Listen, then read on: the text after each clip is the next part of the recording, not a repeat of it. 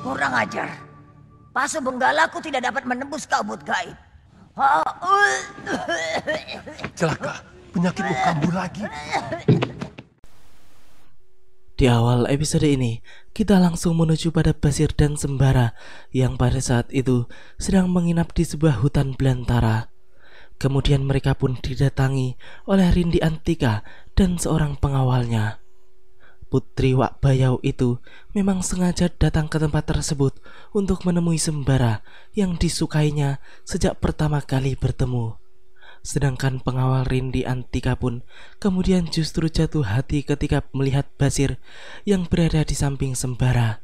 Sehingga ia pun kemudian masuk ke dalam alam mimpi Basir untuk menemuinya sekaligus mengungkapkan perasaannya. Di dalam mimpinya, sahabat Sembara itu pun menjadi seorang raja besar yang bergelar Basir Sundul Bumi.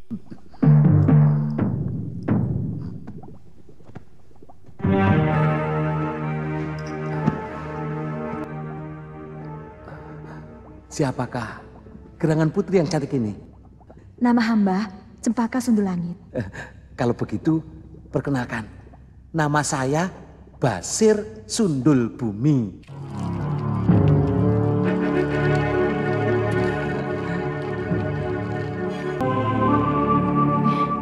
Kakang? Nyai? Entah mengapa, Sembara dan Rindi Antika tiba-tiba seperti sepasang kekasih yang sudah lama tidak bertemu. Begitu dekatnya mereka. Bahkan di saat itu, Sembara pun mengungkapkan rasa cintanya kepada Putri Wak Bayau tersebut.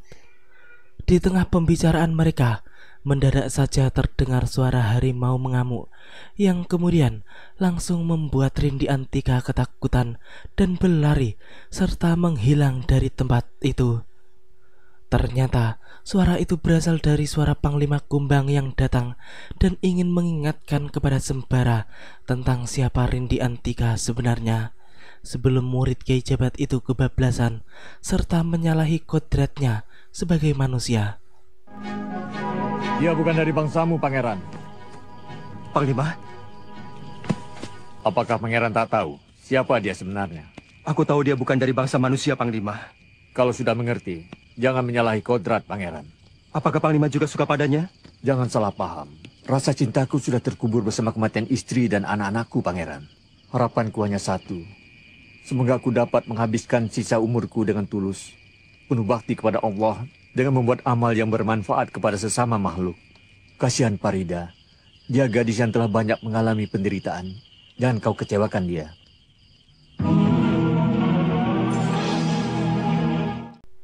Di istananya, Rindi Antika pun kemudian menceritakan tentang pertemuannya dengan Sembara barusan kepada Farida. Ia pun tampak sangat senang karena ternyata Sembara juga memiliki perasaan yang sama dengannya.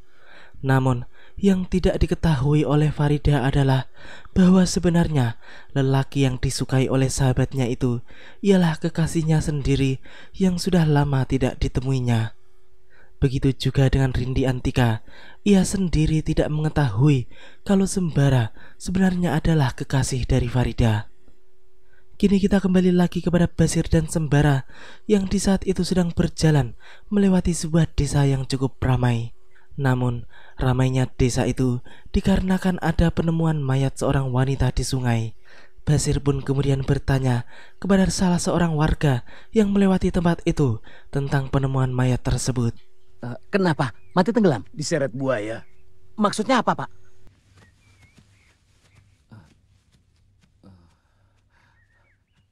Bagaimana pendapatmu, Bara?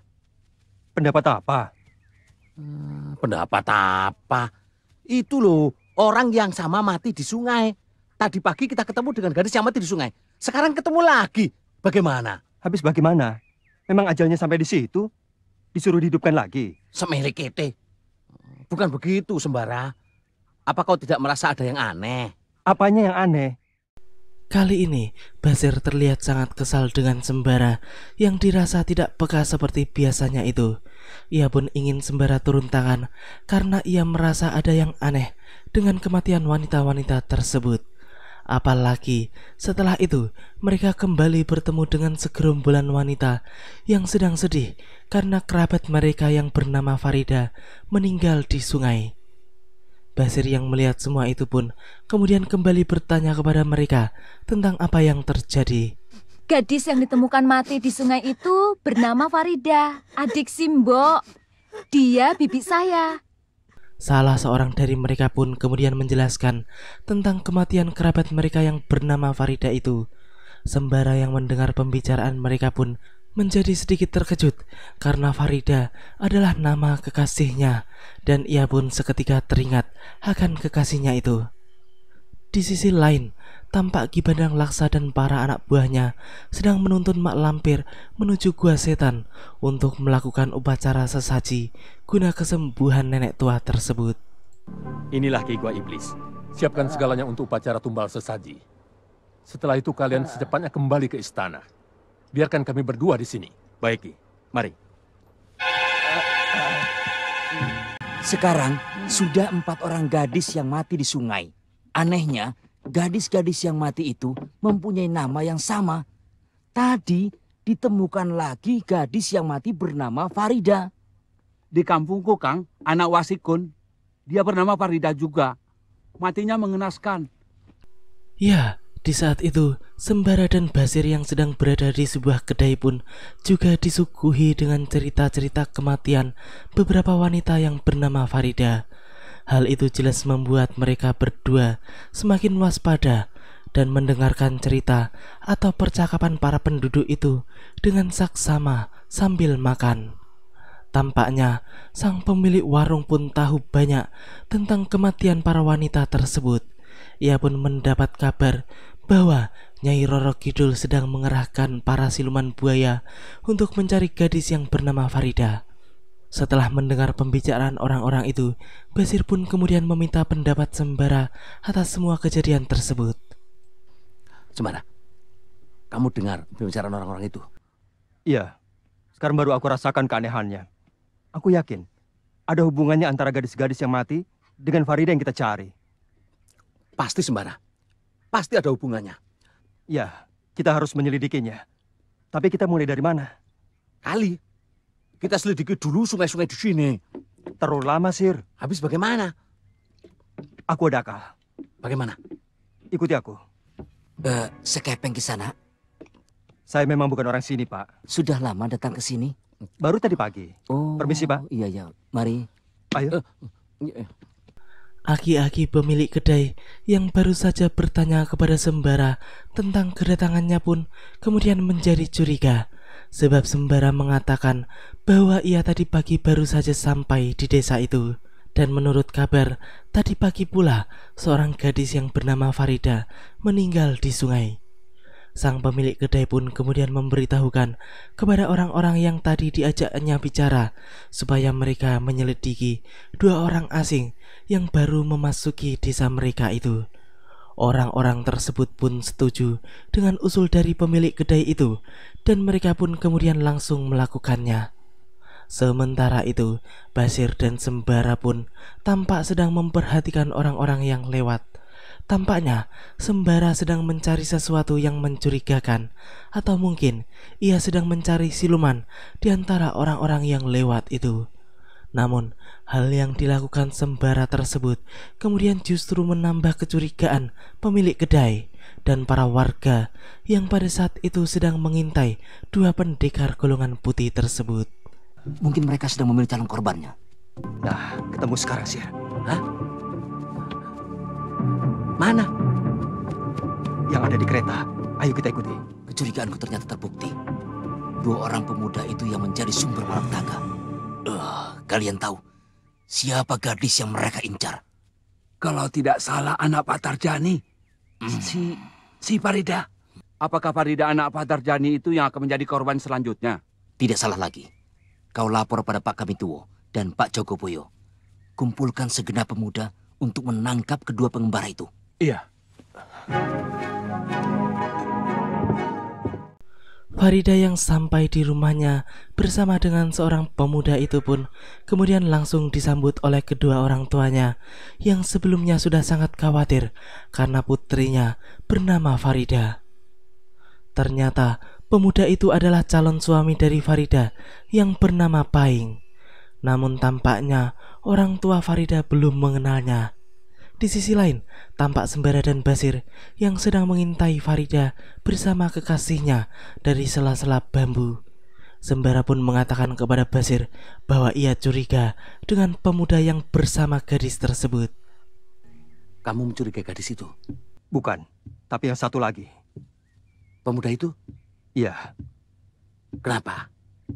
Nanti aku tunjukkan siapa dia sebenarnya. Kurang ajar. Dua orang itu benar-benar sedang mengincar korbannya.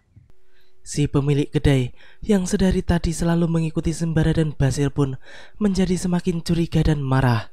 Ia pun dengan tegas kemudian mengatakan bahwa dua pemuda itulah yang menjadi biang keladi atas semua kematian gadis-gadis yang bernama Farida. Sementara itu di dalam rumah Farida, si pemuda yang bernama Paing itu pun tampak sedang bercakap-cakap dengan kedua orang tua Farida. Setelah itu, ia pun masuk ke dalam kamarnya untuk beristirahat karena merasa kelelahan setelah melakukan perjalanan yang jauh. Di luar sana, Sembara dan Basir pun masih mengintai dan mencoba untuk mendekati rumah Farida. Mereka berdua pun belum menyadari kalau sebenarnya telah diikuti oleh orang lain. Sekarang tindakan kita apa, Sembara? Usahakan kita tahu nama gadis dan pemuda yang naik kereta tadi. Beres. Serahkan sama pendekar Basir. Apa yang dilakukan lelaki gendut itu, Kang? Mana aku tahu. Aneh. Apa yang akan dia perbuat di sini? Kita tonton dulu. Baru kita tangkap rame-rame. Lihat. Si gendut itu pergi lagi. Berhasil, Sembara. Nama gadis itu Farida. Pemudanya namanya Paing. Bapaknya bernama Tarjani, ya. Setelah mengetahui siapa nama gadis dan lelaki itu, Sembara pun kemudian mengajak Basir untuk segera pergi dari tempat tersebut. Namun mendadak saja, mereka pun dihadang oleh warga desa yang dipimpin oleh Pak Tua pemilik kedai. Mereka pun langsung melayangkan tuduhannya kepada kedua pemuda itu.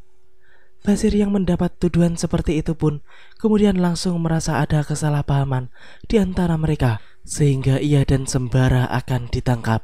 Maka ia pun tidak tinggal diam. Wah, salah paham ini. Ikat mereka. Nanti dulu. Boleh coba.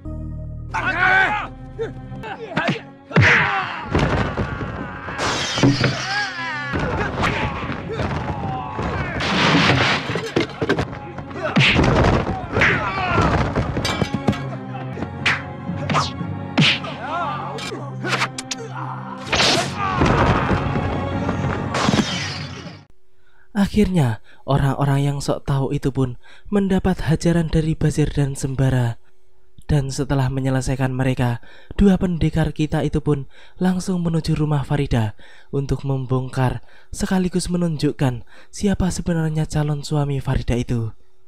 Murid Kiai Jabat itu pun memberitahukan kepada Basir bahwa Paing sebenarnya adalah siluman buaya. Dan sebelum memasuki rumah Farida, Sembara pun kemudian membuka mata batin Basir agar ia bisa melihat wujud asli dari Paing. Siluman buaya? Iya. Semele kete. Kau ingin membuktikannya? Ya. Mana ibu jarimu? Jika kau ingin melihatnya, usapkan ke pelupuk matamu. Maaf, Pak. Apakah ada seseorang yang bernama Paing? Betul. Sekarang sedang istirahat di kamar. Saya saudaranya Paing, Pak. Oh, saudaranya Nak Paing toh. Silakan masuk. Terima kasih. Sembara yang mengaku bahwa ia adalah saudara Paing pun langsung disambut hangat oleh pemilik rumah tanpa ada gangguan sedikit pun. Ayah Farida pun kemudian memberitahukan kalau Paing baru saja masuk ke kamarnya untuk beristirahat. Sembara pun kemudian menyuruh Basir untuk melihat Paing ke kamarnya, apakah sudah tidur atau belum. Si gendut itu pun kemudian langsung menuju kamar Pahing setelah diberitahu oleh pemilik rumah di mana letak kamar calon suami anaknya itu. Setelah berada di dalam dan melihat Pahing sedang tidur, Basir pun kemudian mencoba untuk mempraktekkan petunjuk dari Sembara supaya bisa melihat wujud asli Pahing dengan mata batinnya.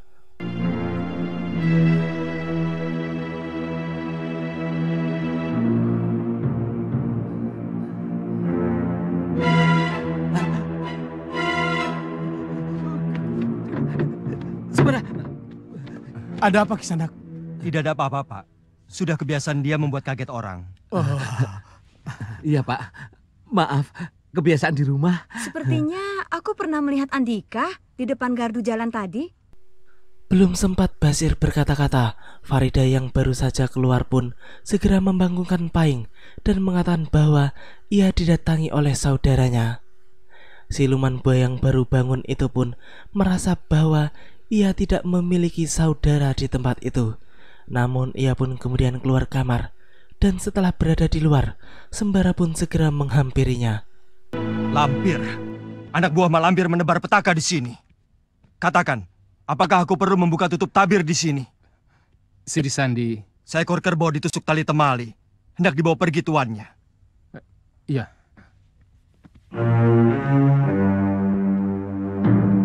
Kang Pahing mau kemana? Ya, Farida dan ayahnya pun masih tidak mengerti dengan kejadian yang baru saja terjadi itu. Hal tersebut jelas membuat mereka bingung, dan tampaknya Pahing seperti ketakutan pada Sembara sehingga ia mengikuti semua perintah pemuda tersebut, termasuk membatalkan pernikahannya dengan Farida. Sementara itu, Sembara pun berjalan ke arah hutan dengan diikuti oleh Basir dan Pahing. Tampaknya murid Ki Jabat itu tidak ingin membuat gaduh di desa tersebut, sehingga ia memilih mencari tempat yang sepi untuk mengorek keterangan dari mulut siluman buaya yang sebenarnya sudah mengenal dirinya itu ketika menyelamatkan Rindi Antika dari sergapan 5 siluman buaya. Kami 5 bersaudara pernah bertempur dengan Andika, dan kami kalah dihajar pusaka Andika hingga luka parah. Guru besar Mak Lampir menawan seorang gadis bernama Farida. Sekarang gadis itu hilang karena ada yang menculiknya. Mak Lampir memerintahkan kami untuk mencarinya. Maka Kakang Bajul Segara memerintahkan kami untuk membunuh semua gadis yang bernama Farida. Kejam! Mengapa orang yang tidak berdosa yang menjadi korban? Bawa kami ke tempat Mak Lampir atau Bajul Segara. Tapi Pangeran... Tidak ada tapi, cepat! Demikianlah alur cerita di episode kali ini. Nantikan kelanjutan kisahnya di episode yang akan datang. Terima kasih bagi teman-teman semua yang udah mau nonton. Jangan lupa subscribe dan share. Dan habis ini masih ada video satu lagi yang langsung gue upload. Jangan lupa ditonton untuk lanjutannya. Assalamualaikum warahmatullahi wabarakatuh. Dan salam anak 90-an.